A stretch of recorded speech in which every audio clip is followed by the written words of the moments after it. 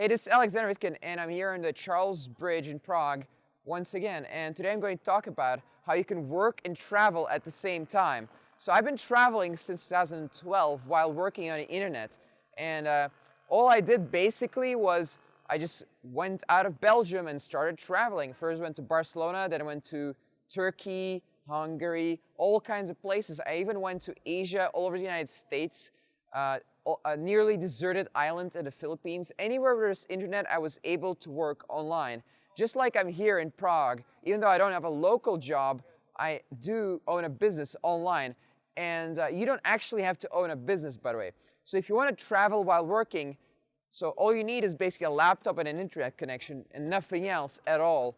And so if you want to do this, all you need is to get either a freelance gig on the internet where you just log in and start working and get paid by the hour like I used to do, or you can start a business, an online business. So if you want to just start easy with a freelance gig, what you can do is go on something like a website like odesk.com and have a video explaining this, maybe a link to it.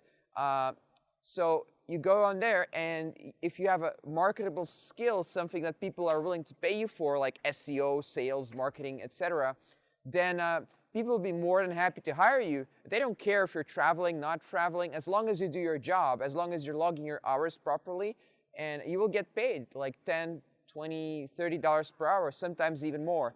So right now, my latest hourly fee, by the way, was $107 an hour. Last time I worked on Odesk. So option number 2 is to start an online business. So an online business, in my opinion, is not something like SEO or anything like that, because those are just techniques to generate traffic. In my opinion, if you want a long-term online business, you should start an actual business. For example, being a coach. If you start being a coach on the internet, you can teach people what you know while traveling. You can do Skype sessions for hundreds of dollars an hour and teach people what you know. For example, if you want to teach video editing or marketing or a new language, you can do that while traveling. So you don't really need any super special skills. I know even a veterinarian who is training people how to handle their dogs. He's basically a dog trainer at the same time.